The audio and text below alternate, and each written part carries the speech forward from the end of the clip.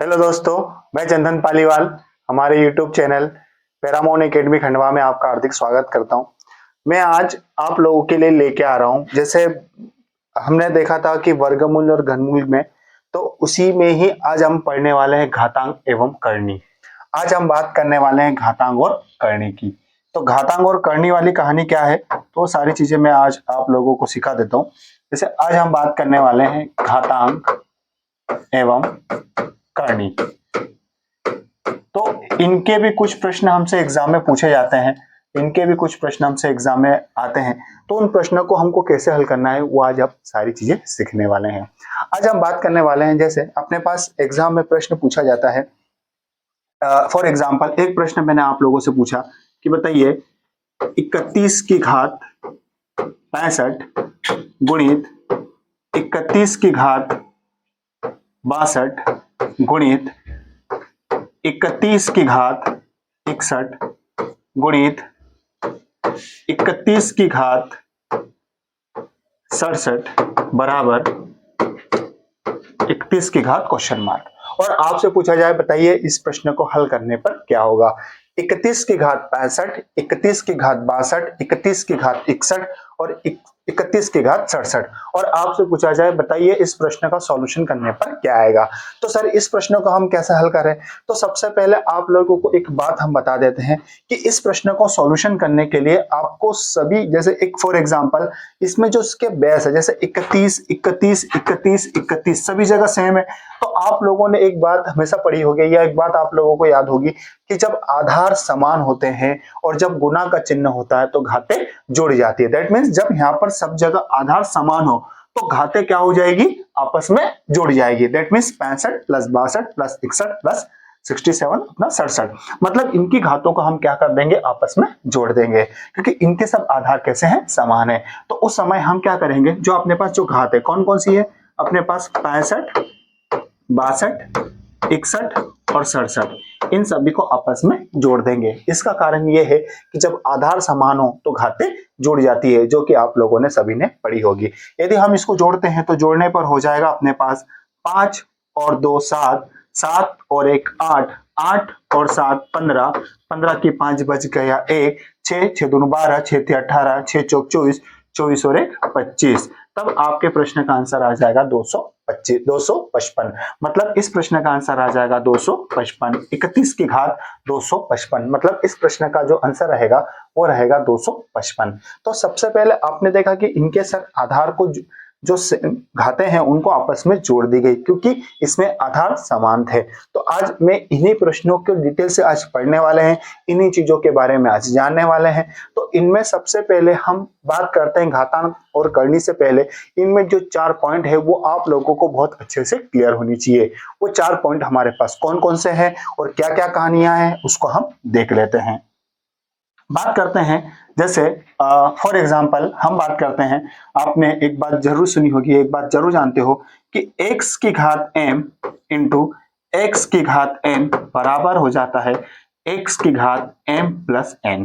That means यदि हमारे पास x की घात m हो, x की घात n हो, तो x की घात m प्लस n हो जाता है। मतलब जब आधार समान हो, जब आधार समान हो तो घातें जुड़ जाएगी, मतलब m में n प्लस हो जाएगा, मतलब m प्लस n हो जाएगा। दूसरी बात, जो यदि गुना का चिन्ह है तो घातें जुड़ जाएगी, लेकिन यदि उन्हीं जगह गुना की चिन्ह की जगह यदि भाग का चिन्ह होता है, यदि गुना की चिन्ह की जगह भाग का चिन्ह होता है तो घातें जुड़ेगी नहीं, घातें घट जाएगी। दैट मीन्स तब आ जाएगा आपका x की घात m माइनस n, तब घातें जुड़ेगी नहीं, तब घातें घट जाएगी। दैट मीन्स जब आधार समान हो तो घातें जुड़ जाएगी, जब आधार समान हो तो घातें घट जाएगी। तो इन बातों को भी आप लोग थोड़ा क्लियर कर लेना कि जब आधार समान हो तो प्लस का गुना का चिन्ह हो तो प्लस हो जाएगी, माइनस भाग का चिन्ह हो तो दोनों माइनस हो जाएगी। तीसरी बात आपको यह भी क्लियर करनी पड़ेगी, जैसे x की घात m की घात पूरे की घात n। यदि अपने पास इस प्रकार से कभी कोई कहानी आती है कि यदि x की घात m है और उस पूरे की घात n है, तो उन दोनों संख्याओं का उस समय मल्टीप्लाई हो जाएगा, उन समय गुना हो जाएगा। दैट मीन्स x की घात m पूरे की घात n, मतलब ये हो जाएगा x की पावर m इंटू n, मतलब उस समय जो m और n है उनका गुना हो जाएगा, और गुना होने पर जो भी अपने पास वैल्यू है उसका स्क्वायर करके हम उसको हल कर सकते हैं। तो तीसरा पॉइंट ये भी आप लोगों को क्लियर करना पड़ेगा। यदि हमारे पास इसमें कहानी कोष्टक के साथ है तो उसका मल्टीप्लाई होता है, लेकिन यदि कहानी सिंपल सी बात है, यदि कहानी सिंपल हो जैसे x की घात m की घात पूरे की घात n, तो आपको पहले इसको हल करना पड़ेगा। जैसे एक एग्जाम्पल, मैं इसका एक दोनों का एक एग्जाम्पल देकर समझा देता हूं। फॉर एग्जाम्पल अपने पास प्रश्न आया 5 की घात 3 की घात इस पूरे की घात उसने अपने को दे दिया 3, और बाद में इसके बाद भाग का चिन्ह देकर उसने दे दिया 5 की घात 3 की घात 2, और आपसे पूछा जाए बताइए इसको हल करने पर क्या आएगा। तो सबसे पहले इसको हल करने के लिए आपको एक काम करना पड़ेगा। 5 की घात 3 पूरे की घात 3 है, तो इन दोनों संख्याओं का आपस में गुना होगा। दैट मीन्स 3 का गुना 3 में होगा, तो ये हो जाएगा 5 की घात 9, 5 की घात 9। उसी प्रकार जब यदि हम बात करते हैं वर्ग की, तो 3 की घात है 2, और 3 की घात 2 का मतलब यहां पर भी होता है 9, क्योंकि 3 का वर्ग होता है 9, तो यहां पर भी हो जाएगा 9। दैट मीन्स एक बार फिर से समझिए, यहाँ पर लिखा है 5 की घात 3 पूरे की घात 3, तो ये 3 का गुना 3 में हो जाएगा, तो यहाँ पर आ जाएगा 9। लेकिन यदि अपने पास किसी प्रश्न में 3 की घात पूरे की घात 2 हो, दैट मीन्स कहने वाली बात यह कि यदि घात के ऊपर घात वाली कहानी आती है तो सिंपल सी बात है उन संख्याओं का वर्ग हो जाएगा। दैट मीन्स 3 की घात 2 मतलब ये हो जाएगा 9। और जब हम बात करते हैं यहाँ पर चिन्ह भाग का है, तो आधार तो दोनों जगह सेम है, आधार तो दोनों जगह सेम है, तो उस समय घातें जुड़ेगी नहीं, घातें घट जाएगी। दैट मीन्स भाग का चिन्ह है तो घातें घट जाती है, और जब 9 में से 9 जाएगा तो अपने पास बचेगा 0, और 5 की घात 0 मतलब आपके प्रश्न का आंसर आ जाएगा 1, क्योंकि किसी भी संख्या की घात यदि 0 होती है तो उसका मान हमेशा 1 होता है। इस बात को आप लोग याद रखिएगा। फॉर एग्जाम्पल यदि मैंने लिखा x की घात 0, तो भी ये 1 के बराबर होता है, क्योंकि किसी भी संख्या की घात यदि 0 होती है तो उसका मान 1 हो जाता है। तो इस प्रकार से आप लोग यहाँ पर जैसे अपने पास आ गया 5 की घात 0, दैट मीन्स इस प्रश्न का आंसर हमारे पास 1 हो जाता है। तो कभी इस प्रकार के प्रश्न एग्जाम में पूछे जाए तो इस तरीके से आप लोग हल करना पड़ेगा। दैट मीन्स यदि हमारे पास x की घात m पूरे की घात n है, तो उन दोनों संख्याओं का मल्टीप्लाई गुना हो जाएगा। लेकिन यदि हमारे पास यदि घात के ऊपर घात है, तो उस प्रश्न को इस तरीके से सॉल्यूशन बनाकर हल कर सकते हैं। तो ये 4 बातें जो हमको हमेशा याद रखनी पड़ेगी, मतलब आधार समान है, गुना का चिन्ह है तो घातें जुड़ जाएगी, आधार समान है, भाग का चिन्ह है तो घातें घट जाएगी, यदि घात के ऊपर घात है तो दोनों संख्याओं का गुना हो जाएगा, और यदि सिंपल सी बात है पावर के ऊपर पावर है, जैसे m की घात n है, अच्छा इसमें कोष्टक के बाद रहेगा तो दोनों का गुना होता है, लेकिन इसमें सिंपल सी कहानी है, यदि x की घात m की घात n है तो उन संख्याओं का वर्ग लेकर, जिस प्रकार से ये एग्जाम्पल मैंने समझाया है, इस तरीके से आप लोग उस प्रश्न का सॉल्यूशन बना सकते हैं।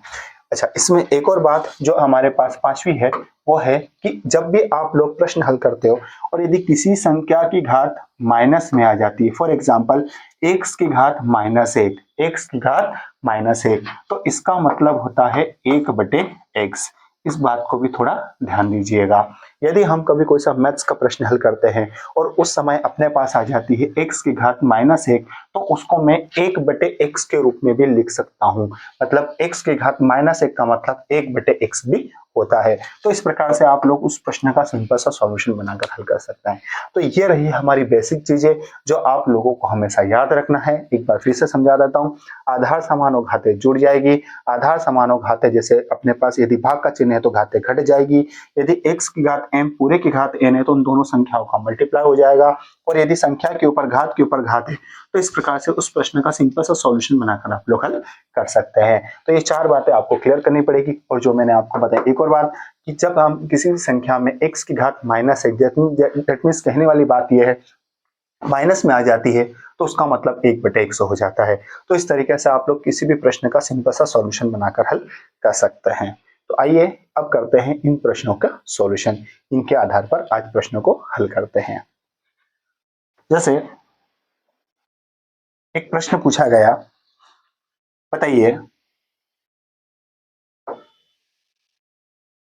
37 की घात 3.5 गुणित 37 की घात 2.8 गुणित 37 की घात 2.2 गुणित 37 की घात 6.5 और आपसे पूछा जाए बताइए 37 की घात क्वेश्चन मार्क, इस प्रश्न का आंसर क्या आएगा। दैट मीन्स हमसे प्रश्न पूछा गया उस समय कि भैया 37 की घात 3.5, 37 की घात 2.8, 37 की घात 2.2 और 37 की घात 6.5 और आपसे पूछा जाए कि इस प्रश्न का सॉल्यूशन करने पर क्या आएगा। तो सर इस प्रश्न का सॉल्यूशन हम कैसे करते हैं, तो सिंपल सी बात है, आप लोग एक बात समझ गए हो या एक बात आप लोगों को डायरेक्ट क्लियर हो रही है कि इनमें जो घातें हैं वो मतलब इनमें जो घातें हैं वो दशमलव में है और दूसरी बात इनकी जो बेस इनका जो आधार है वो सब समान है। दैट मीन्स सभी संख्याएं 37 37 37 यहाँ पर अपने को दी हुई है। तो जब सभी जगह अपने पास समान आधार हो मतलब उसका बेस सेम हो और अपने को आंसर भी 37 के रूप में ही देना है तो कुछ नहीं करना है, गुना का चिन्ह है और मैंने अभी आपको बताया है कि गुना का चिन्ह होता है तो घातें क्या हो जाएगी, आपस में जुड़ जाएगी। दैट मीन्स 3.5 में 2.8, 2.2 और 6.5 आपस में क्या हो जाएंगे, जुड़ जाएंगे। दैट मीन्स कहने वाली बात है 3.5, 2.8, 2.2, 2.2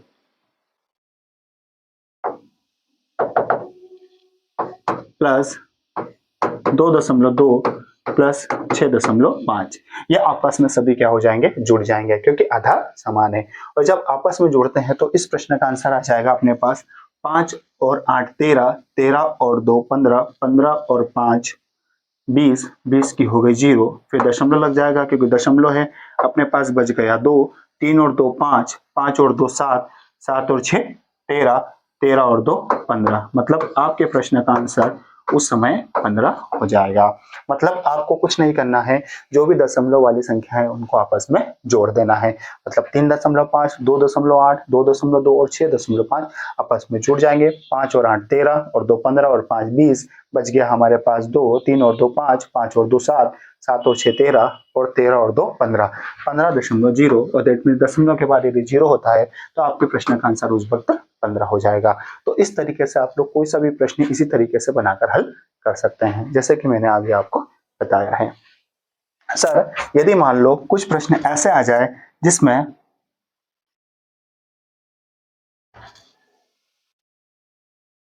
जैसे इस प्रश्न का आंसर अपने पास 15 आ गया था।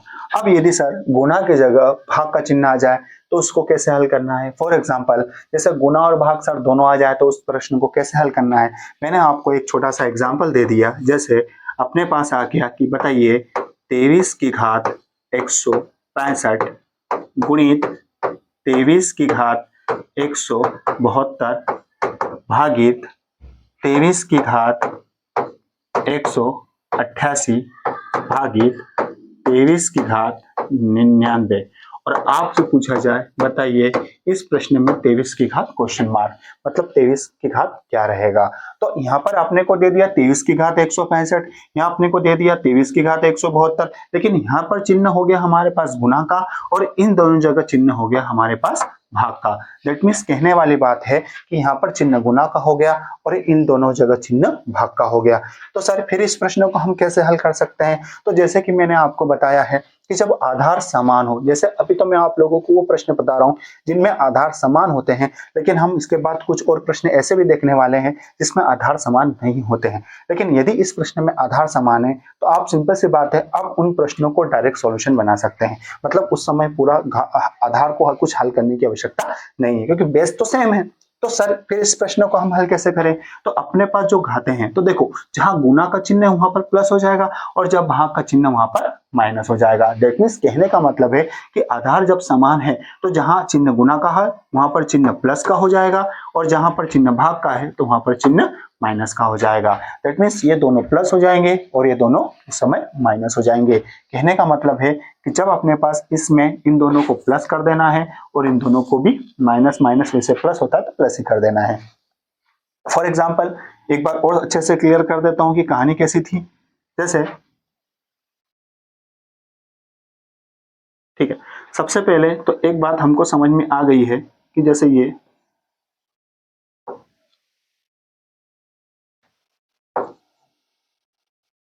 23 की घात 165 और ये चिन्ह गुना का था और ये 23 था 172। तो उस समय आपको इस प्रश्न को हल करने के लिए क्या करना पड़ेगा, 165 में पहले 172 को प्लस कर देना है और फिर 188 और 99 दोनों को माइनस कर देना है। अब यहाँ चिन्ह प्लस का क्यों हुआ, क्योंकि गुना का चिन्ह था और दोनों जगह चिन्ह भाग का था, इसलिए दोनों माइनस हो जाएंगे।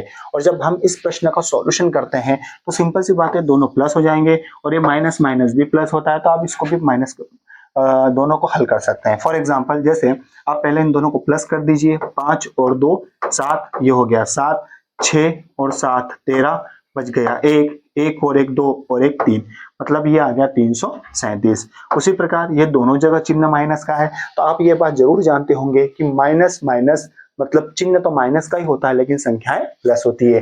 फॉर एग्जाम्पल -2 -3, तो ये क्या हो जाता है -5। तो इस तरीके से -5 लेकर आप लोग वैल्यू बनाकर हल कर सकते हैं। दैट मीन्स ये दोनों जगह चिन्ह माइनस का है, तो इसका मतलब आप दोनों को घटाकर, मतलब दोनों की जगह चिन्ह माइनस का, तो माइनस का चिन्ह लगाकर दोनों को प्लस कर सकते हैं। तो कितना हो जाएगा सर, अब यदि इनको हम जोड़ते हैं तो कितना हो जाएगा, 8 और 9, 8 और 9 होता है 17, 17 की 7, बच गया 1, 8 और 9 17, 17 और 1 18, अपने पास बच गया 1, 1 और 1 2, मतलब इसको भी हल करने पर 287 अपने पास हो गया। मतलब ये दोनों आपस में प्लस हो गए और ये दोनों माइनस होने के कारण माइनस माइनस भी प्लस होता है, तो वहां पर प्लस हो जाएगा।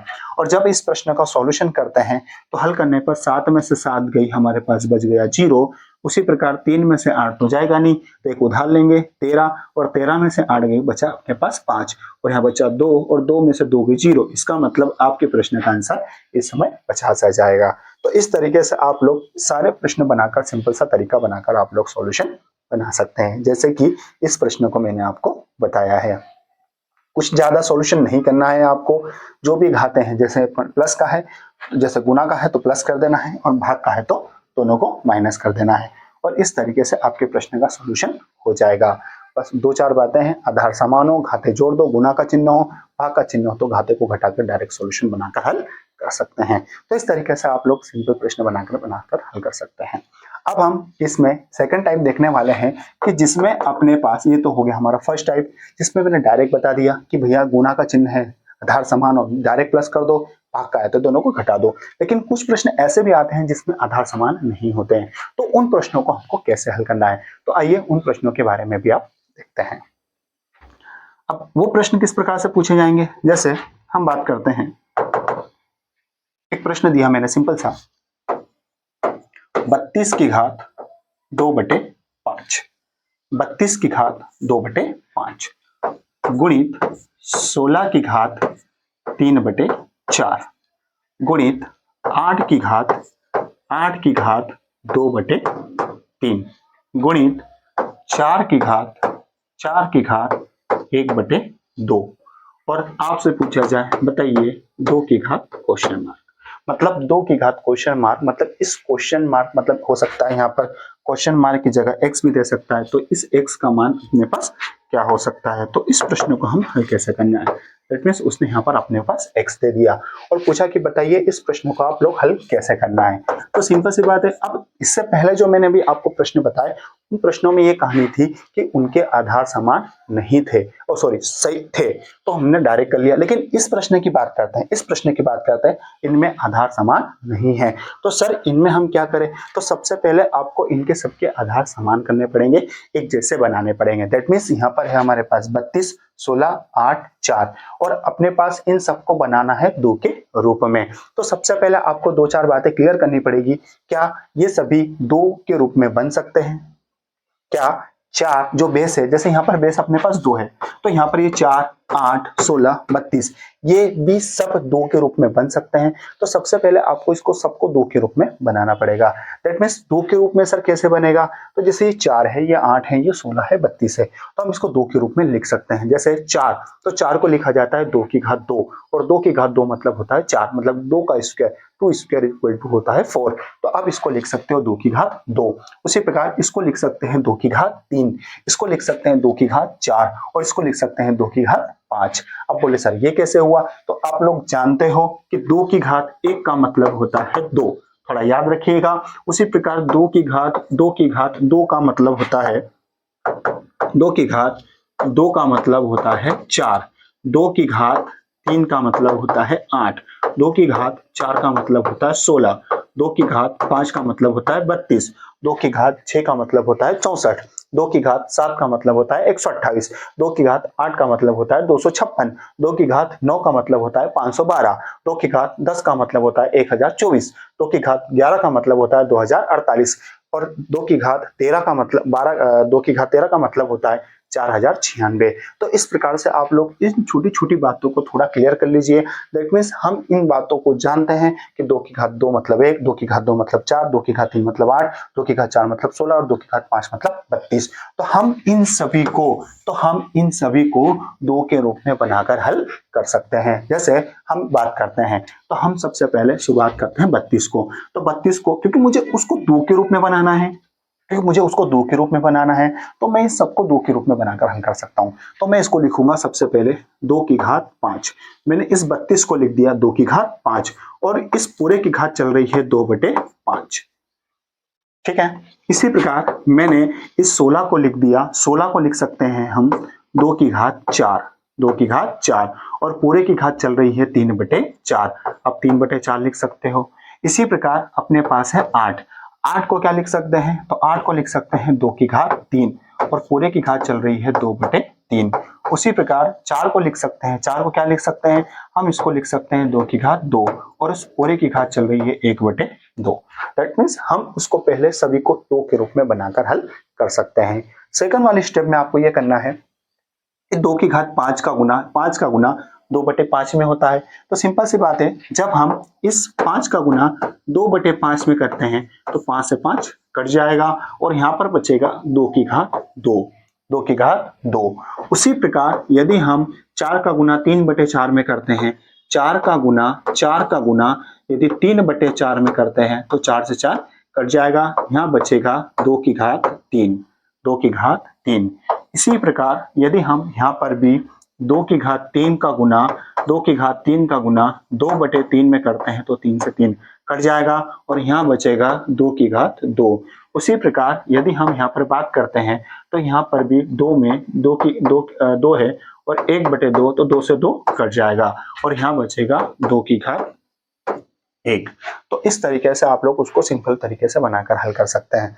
अब सिंपल सी बात है, आधार समान हो गए, सभी जगह 2 हो गए, तो आप इसमें यहाँ पर 2 लिख सकते हैं, और 2 लिखने के बाद यदि आधार समान है तो घातें जुड़ जाएगी। दैट मीन्स कितना हो जाएगा? 2 और 3 5, 5 और 2 7, 7 और 1 8। मतलब इस प्रश्न का आंसर आ जाएगा 2 की घात 8।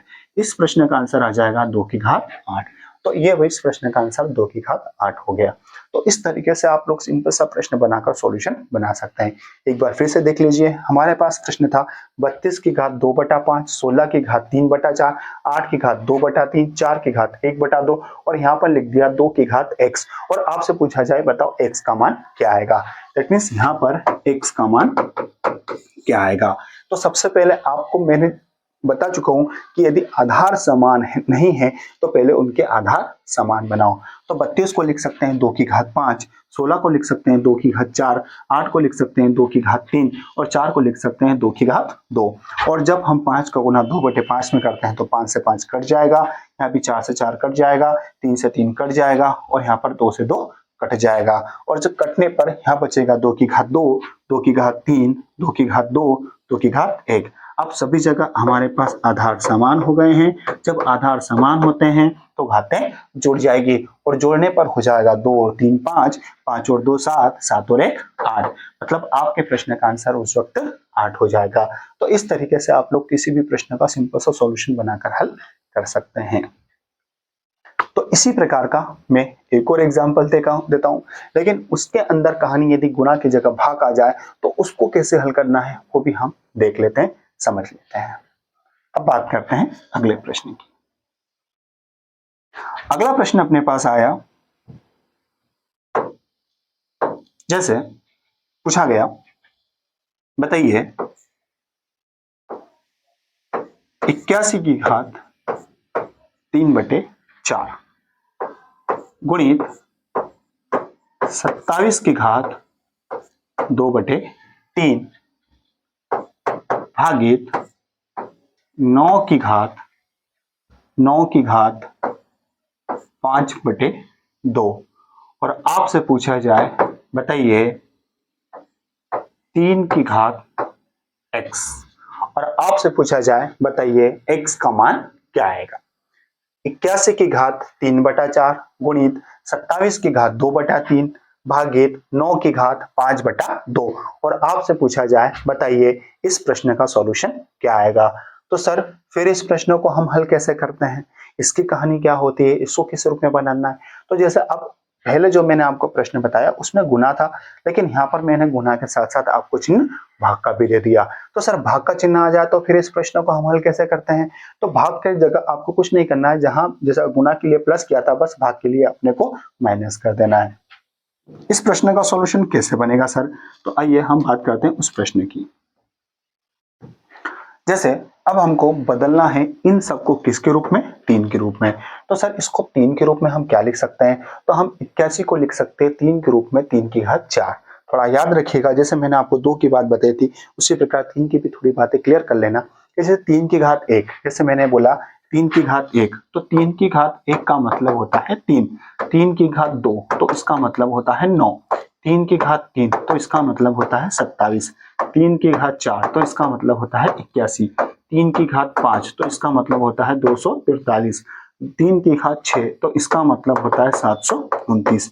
तो इस तरीके से आप लोग स्टेप बाय स्टेप बढ़ाकर उस प्रश्न का वैल्यू बना सकते हैं। दैट मीन्स 3 की घात 1 मतलब 3, 3 की घात 2 मतलब 9, 3 की घात 3 मतलब 27, 3 की घात 4 मतलब 81, 3 की घात 5 मतलब 243 और 3 की घात 6 मतलब होता है 729। तो इस तरीके से आप लोग उस वैल्यू को बनाकर हल कर सकते हैं। सर अब इस प्रश्न को हम हल कैसे करें, तो सबसे पहले हम बदलेंगे 81 को। तो आप सभी समझ गए, हम 81 को क्या लिख सकते हैं, 3 की घात 4। हम 27 को क्या लिख सकते हैं, 3 की घात 3 और 9 को क्या लिख सकते हैं, 3 की घात 2। तो मैंने सबसे पहले इसको बदल लिया और लिख दिया 3 की घात 4 और अपने पास चल रहा है इसके साथ साथ 3/4। उसी प्रकार हम यदि इसको बदलेंगे तो 27 को लिखा जा सकता है 3 की घात 3 और उस पूरे की घात आ जाएगा 2/3। अब यहाँ पर चिन्ह आ गया भाग का और इस 9 को लिख सकते हैं, इस 9 को लिख सकते हैं 3 की घात 2 और इस पूरे की घात चल रहा है 5/2। अब इस प्रश्न का सॉल्यूशन कैसे कर सकते हैं, तो सिंपल सी बात है, अब हमको 4 का गुना 3/4 में करना है, 3 का गुना 2/3 में करना है और 2 का गुना 5/2 में करना है। तो जैसे हम यदि इसमें 4 का गुना 3/4 में करते हैं तो 4 से 4 कट जाएगा और यहाँ पर बचेगा 3 की घात 3। उसी प्रकार अब इसमें भी हल करेंगे तो ये 3 की घात 3 है और 3 का गुना 2/3 में करेंगे तो 3 से 3 कट जाएगा, तो यहाँ पर भी बचेगा 3 की घात 2। उसी प्रकार अब चिन्ह यदि यहाँ भाग का है तो इसी प्रकार जैसे 3 का गुना हम करेंगे 5/2 में तो 2 से 2 कट जाएगा और यहाँ पर चिन्ह आ जाएगा भाग का और 3 की घात 5। अब यदि हम बात करते हैं तो इनकी घातें सभी मतलब इनके आधार समान है तो इसमें हम 3 लिख सकते हैं, लेकिन जहां चिन्ह गुना का है तो वहां प्लस हो जाएगा और जहां चिन्ह माइनस का है, भाग का है, वहां पर माइनस हो जाएगा। दैट मीन्स कहने वाली बात है ये है कि यदि हमारे पास गुना का चिन्ह होता है तो घातें प्लस हो जाती है और भाग का चिन्ह हो तो घातें घट जाती है। तो यहाँ पर हो जाएगा 3 और 2 5 और 5 में से 5 गई 0 और ये आ जाएगा 3 की घात 0 और 3 की घात 0 मतलब इस प्रश्न का आंसर आपका आ जाएगा 1। तो इस प्रश्न का आंसर अपना एक आ जाएगा। दैट मीन्स यदि आपसे पूछा जाए कि बताइए x का मान क्या आएगा, तो आपको आंसर वहां पर 0 लगा के आना है। लेकिन उसने और सॉल्यूशन करके आपके आंसर ऑप्शन में 1 दिया है, तो उस प्रश्न का आंसर 1 भी सही हो सकता है। क्योंकि किसी भी संख्या की घात 0, मतलब मैंने अभी आपको थोड़ी देर पहले बताया था कि किसी भी संख्या की घात यदि 0 होती है तो उसका मान 1 हो जाता है। और यहाँ पर है 3 की घात 0, और 3 की घात 0 का मतलब हो गया 1, मतलब इस प्रश्न का भी आंसर आपके पास 1 आ जाएगा। तो इस प्रकार से आप लोग प्रश्न को बनाकर, सॉल्यूशन बनाकर, उसका सिंपल सा वैल्यू बनाकर हल कर सकते हैं। अब बात करते हैं सर, यदि कभी किसी प्रश्न के अंदर कभी किसी की घात माइनस में आ जाए, that means inverse, that means प्रतिलोम। जैसे मैंने आपको बताया था x की घात माइनस 1, तो उसका मतलब होता है 1/x। तो इस प्रकार से भी कभी कभी कुछ प्रश्न में हमको वैल्यू बनाकर दे दी जाती है, जैसे किसी घात माइनस में हो जाती है, तो उसको कैसे हल करना है, तो उसकी भी कहानी मैं आप लोगों को अभी समझा देता हूँ। ये क्लियर हुआ होगा आप सभी को। कुछ नहीं करना है, इसको सबको 3 के रूप में बता देना है। जैसे 81 को लिखा 3 की घात 4, 27 को लिखा 3 की घात 3, 9 को लिखा 3 की घात 2। हल करने पर 4 से 4 कट जाएगा, 3 से 3 कट जाएगा, 2 से 2 कट जाएगा, यहाँ पर बचेगा 3 की घात 3, यहाँ बचेगा 3 की घात 2, और यहाँ बचेगा 3 की घात 5। आधार समान है, घातों को प्लस माइनस कर सकते हैं। गुना का चिन्ह तो प्लस हो जाएगा और भाग का चिन्ह तो माइनस हो जाएगा। 3 और 2 5, और 5 में से 5 के 0, और किसी भी संख्या की 0 घात यदि होती है तो उसका मान हमेशा 1 होता है। दैट मीन्स इस प्रश्न का आंसर आपका 1 हो जाएगा। अब बात करते हैं अगले प्रश्न की।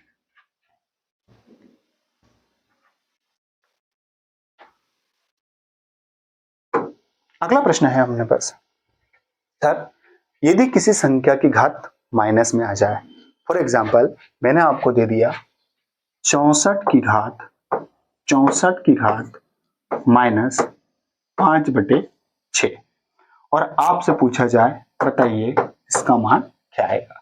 मैंने आपसे पूछा 64 की घात माइनस 5/6, और आपसे पूछा जाए कि इस प्रश्न का सॉल्यूशन क्या आएगा। तो सर फिर इस प्रश्न को हम हल कैसे करना है, तो सबसे पहले आपको तो उसने 64 के साथ साथ 5 की घात 64 की घात 5/6 दे दी है। तो सबसे पहले हम इसको बदलेंगे इस ऐसे रूप में जिसकी घात 6 बनती हो। अच्छा, आप लोगों को एक बात बता दूं मैं, अब जैसे 64 की हम बात करते हैं तो 64 को हम यहाँ पर 8 की घात 2 भी लिख सकते हैं, क्योंकि 64 का मतलब 8 की घात 2 भी होता है।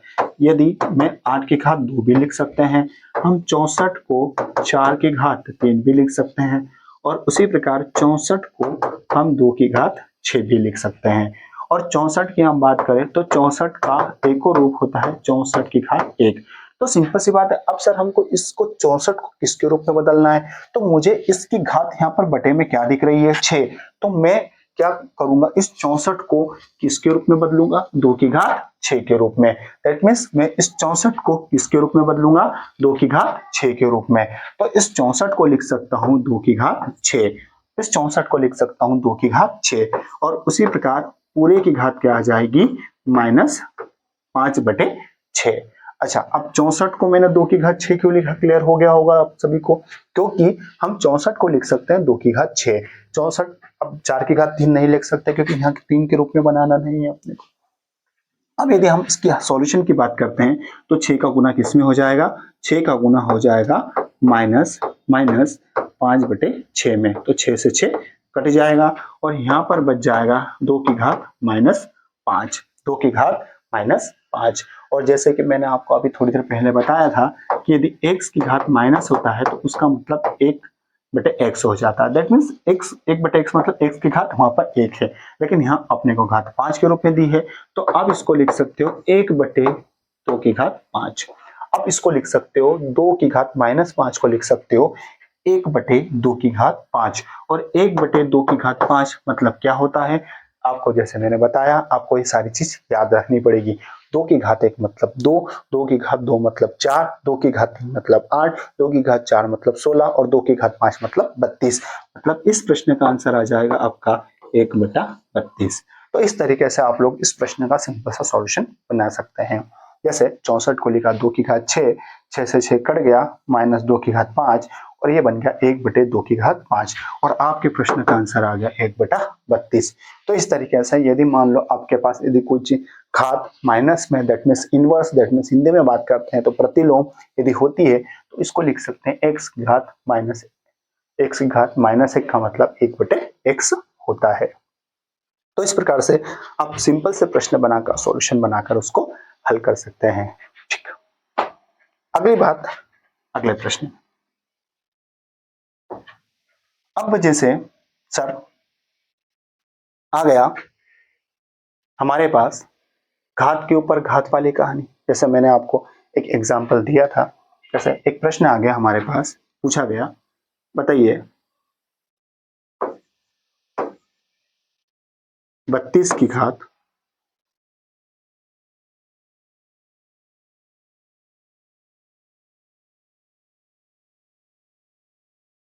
जैसे 5 की घात 3 की घात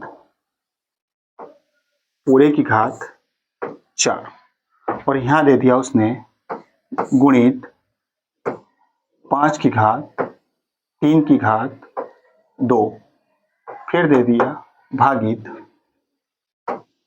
5 की घात 2 की घात पूरे की घात 2 इक्वल टू क्वेश्चन मार्क। और आपसे पूछा जाए बताओ इसको सॉल्यूशन करने पर क्या आएगा। तो सर इस प्रश्न को हम हल कैसे करते हैं, तो जैसे कि मैंने आपको अभी थोड़ी देर पहले बताया था कि यदि हमारे पास ये दोनों स्टेप्स अलग अलग है, जैसे 5 की घात 3 की घात इस पूरे की घात 4 है, दैट मीन्स 5 की घात 3 उस पूरे की घात 4 और इसका मतलब होता है 5 की घात 3 की घात 2, दैट मीन्स ये कहानी थोड़ी अलग होती है और ये कहानी थोड़ी अलग होती है।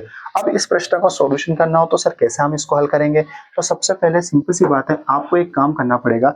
यहाँ पर जैसे मैंने आपको बताया था कि यदि x की घात m की घात उस पूरे की घात n होती है तो उन दोनों संख्याओं का मल्टीप्लाई हो जाता है, that means m into n हो जाता है, मतलब m का गुना n में हो जाता है।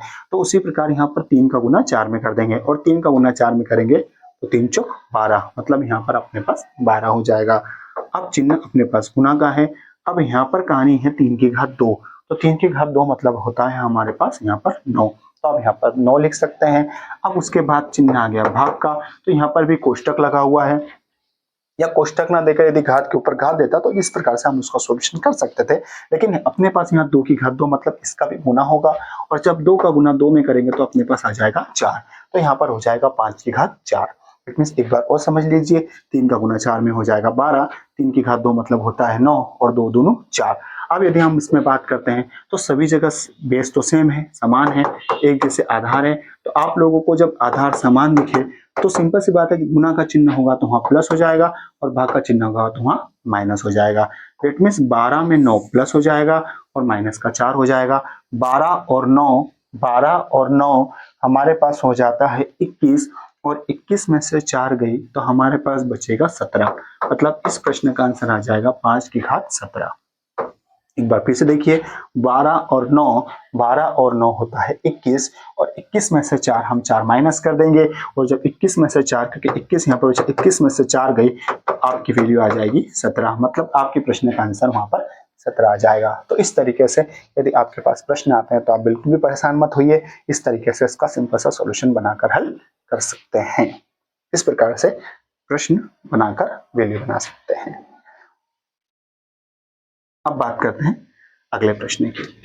तो इस तरीके से मैंने आपको जैसे अभी घातांक और करनी के कुछ बेसिक प्रश्न बताए जो आप लोगों को पता होने चाहिए। जैसे हम बात करते हैं अभी अगले प्रश्न में, आपसे एक एग्जाम में प्रश्न कई बार पूछा जाता है, जैसे बताइए करनी में 2 की घात n बराबर 64। प्रश्न है यदि करनी में 2 की घात n दे देगा, x दे देगा, कोई सा भी मान दे देगा और बराबर में लिख दिया उसने 64 और आपसे पूछा जाए यदि हो तो बताइए n का मान क्या आएगा। करनी में 2 की घात n बराबर 64 हो तो बताइए n का मान क्या आएगा।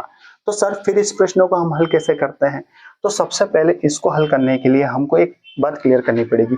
करनी में 2 की घात n बराबर अपने को 64 दिया हुआ है। दैट मीन्स कहने की बात है अपने को यहाँ पर किसका मान निकालना है? सर अपने को यहाँ पर n का मान निकालना है। तो सर n का मान हम इसमें कैसे निकालें? तो n का मान निकालने के लिए हमको एक स्टेप बनानी पड़ेगी, एक तरीका अपनाना पड़ेगा, क्योंकि इसको तो हम सॉल्यूशन बना नहीं सकते, क्योंकि n मतलब एक अज्ञात राशि जो हमको ज्ञात नहीं है, तो इसका तो कुछ सॉल्यूशन होगा नहीं, जो कुछ होगा वो 64 का हल होगा। तो जैसे मैंने अभी आपको थोड़ी देर पहले बताया था कि यदि हम उस 64 को 2 के रूप में बना सकते हैं। अच्छा 2 के रूप में ही क्यों बनाना है? क्योंकि यहाँ पर 2 है, तो हम 64 को 2 के रूप में क्या लिख सकते हैं? तो 64 को लिख सकते हैं हम 2 के रूप में 2 की घात 6, जैसे कि मैंने बताया था। अब 64 को लिख सकते हैं 2 की घात 6। अच्छा कुछ स्टूडेंट सोचते हैं कि सर 64 को यदि नहीं समझ में आया तो क्या कर लेना? तो आप एक और काम कर सकते हैं, 64 का क्या ले सकते हैं? एलसीएम। यदि आपको वहां पर क्लियर नहीं हो रहा है कि 64 को 2 के रूप में क्या बना सकते हैं, तो कोई प्रॉब्लम नहीं है। अब 64 को भी 2 के रूप में यदि बनाना है तो आप 64 का एलसीएम ले लीजिए और 2 से सॉल्यूशन करते रहिए। जब 2 से सॉल्यूशन करेंगे तो सिंपल सी बात है, ये चला जाएगा अपना 32, फिर 2 से देंगे तो ये हो जाएगा अपना 16, फिर 2 से देंगे तो ये हो जाएगा अपना 8, फिर 2 से देंगे तो ये हो जाएगा 4, फिर 2 से देंगे तो ये हो जाएगा 2, और फिर 2 से देंगे तो ये हो जाएगा 1। अब यहाँ देख सकते हो कि 2 कितनी बार आया? तो सर 2 कितनी बार आया? 1 2 3 4 5 6, अपने पास 6 बार आया। दैट मीन्स हम इसको लिख सकते हैं यहाँ पर करनी में 2 की घात n तो वैसे ही रहेगा, और इसको लिख सकते हैं 2 की घात 6। अब हो गए दोनों सेम, लेकिन इसके साथ साथ अपने को यहाँ पर किसका मान निकालना है? सर n का। तो यदि आपको इसमें n का मान निकालना है तो सबसे पहले इस करनी को, इस जो वर्गमूल है, जो करनी है, इसको आपको हटानी पड़ेगी। और एक बात आप लोग सभी जानते हैं, यदि हमको ये करनी हटानी है तो दोनों पक्षों में या तो वर्ग कर दो, या आप लोग एक बात ये भी जानते हो कि जब हमारे पास यहाँ से करनी हटेगी तो साइड वाली संख्या में वर्ग लग जाएगा। दैट मीन्स जब यहाँ से मैंने करनी हटाई तो साइड वाली संख्या में वर्ग लग गया। अब या ऐसा भी कर सकते हो कि दोनों पक्षों में वर्ग कर दो, तो भी कहानी आप लोग हल कर सकते हैं। चाहे आप ऐसा भी कर सकते हैं कि सर दोनों पक्षों में वर्ग कर दे, तो दोनों पक्षों में वर्ग लेकर भी आप लोग हल कर सकते हैं। दोनों पक्षों में वर्ग करेंगे तो वर्ग से करनी कट जाएगी, तो यहाँ पर बचेगा 2 की घात n, और यहाँ हो जाएगा 6 दूनी 12, 6 दूनी 12, और दैट मीन्स यहाँ पर n का मान आपका क्या हो गया? 12। तो इस प्रकार से आप लोग इस प्रश्न का सॉल्यूशन बनाकर हल कर सकते हैं। एक बार फिर से देखिएगा, 2 की घात n करनी में 2 की घात n बराबर 64 दिया है। हम इसको लिख सकते हैं 64 को 2 की घात 6, जैसे कि मैंने इसमें आपको बताया है 2 की घात 6। अब इस 2 की घात 6 लिखने के बाद हमारे पास ये जो करनी है, तो करनी का हटाने के लिए दोनों पक्षों में वर्ग कर सकते हैं। तो दोनों पक्षों में वर्ग करेंगे तो वर्ग से करनी कट जाएगी, तब बचेगा 2 की घात n, और यहाँ 6 का गुना 2 में होगा तो 6 दूनी 12, तब जाके यहाँ पर आपका n का मान हो जाएगा 12। तो इस तरीके से आप लोग कोई सा भी सिंपल सा तरीका बनाकर सॉल्यूशन बनाकर हल कर सकते हैं। आइए देखते हैं इसी टाइप का एक और प्रश्न।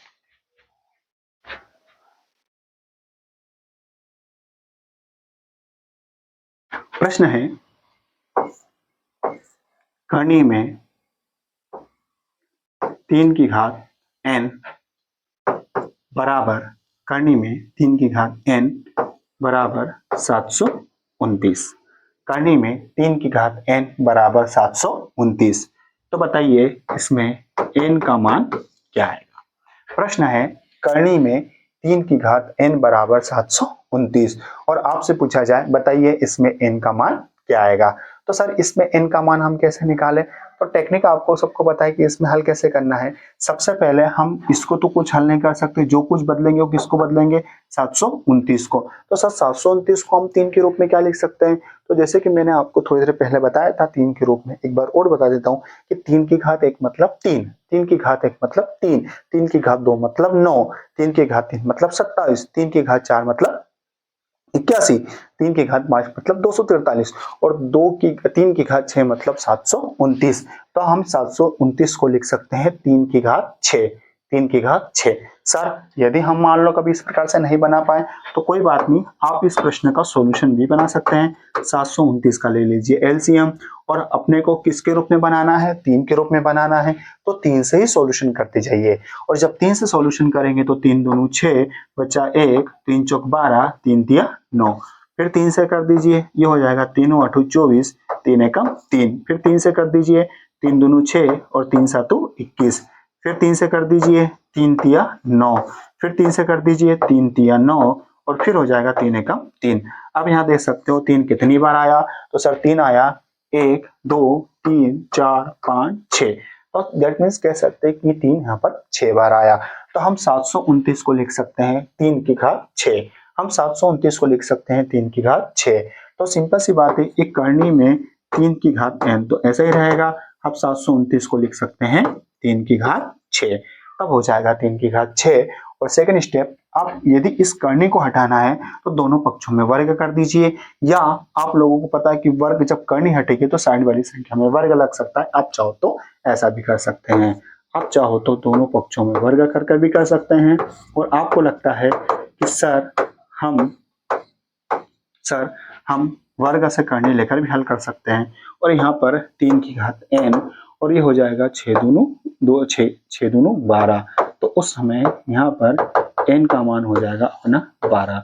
तो इस तरीके से सिंपल सा सॉल्यूशन बनाकर आप लोग हल कर सकते हैं। तो इस प्रकार से प्रश्न यदि आपसे एग्जाम में पूछे जाए तो बिल्कुल भी आपको परेशान होने की आवश्यकता नहीं है, यह तरीका आप लोग लगाकर प्रश्न बनाकर हल कर सकते हैं, जैसे कि मैंने आपको ये प्रश्न बताया। अब बात करते हैं और कुछ प्रश्नों की जो हमसे एग्जाम में पूछे जाते हैं। अब बात करते हैं अगला प्रश्न, जैसे आपसे पूछा जाए, बताइए यदि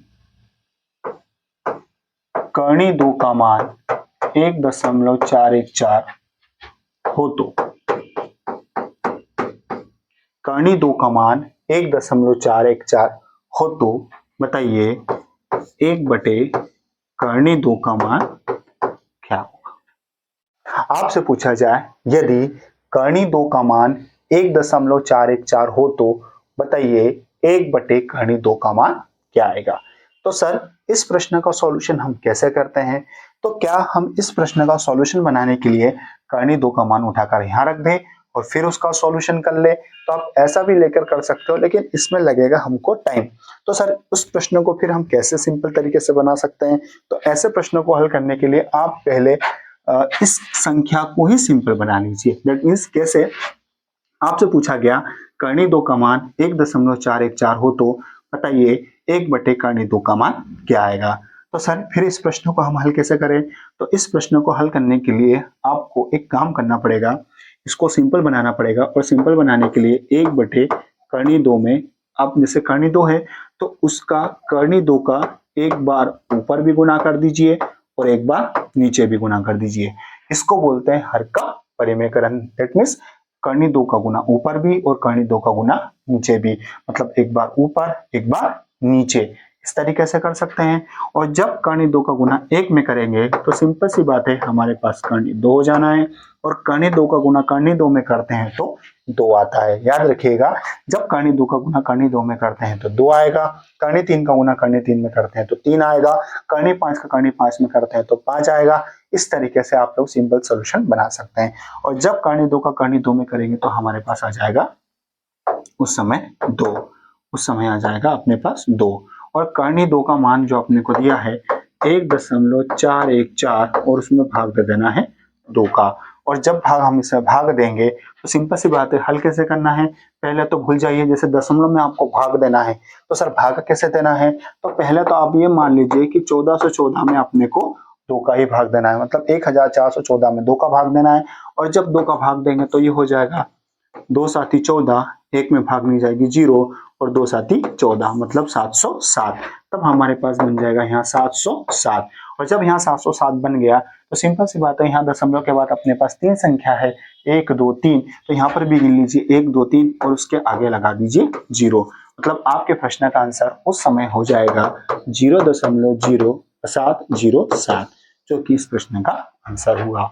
एक बार फिर से देख लीजिए इस प्रश्न का सॉल्यूशन आपका क्या होगा। हल करने के लिए आपको कुछ नहीं करना है, उसका हर का परिमेयकरण। हर का परिमेयकरण का मतलब जो भी संख्या नीचे करनी में है इसका एक बार ऊपर भी गुना और एक बार नीचे भी गुना। जब 1 का करनी 2 में करेंगे तो करनी 2 हो जाएगा, और करनी 2 का करनी 2 में करते हैं तो 2 हो जाएगा। कर्ण 2 का मान अपने को दिया है 1.414 जो कि अपने रख दिया है। और 1.14 मतलब यदि आप इस प्रश्न का सॉल्यूशन करते हैं तो 14 से 14 में डायरेक्ट 2 का भाग दे दीजिए, भाग देने पर आ जाएगा अपना 707। और 707 आने के बाद जैसे दशमलव के बाद यहाँ 3 संख्या है तो यहाँ से संख्या गिन लीजिए 1 2 3 और यहाँ लगा दीजिए दशमलव। दैट मीन्स आपके प्रश्न का आंसर आ जाएगा 0.707 जो कि इस प्रश्न का सॉल्यूशन बन गया है। तो इस तरीके से आप लोग कोई सा भी प्रश्न बनाकर सिंपल सॉल्यूशन बनाकर उसको हल कर सकते हैं।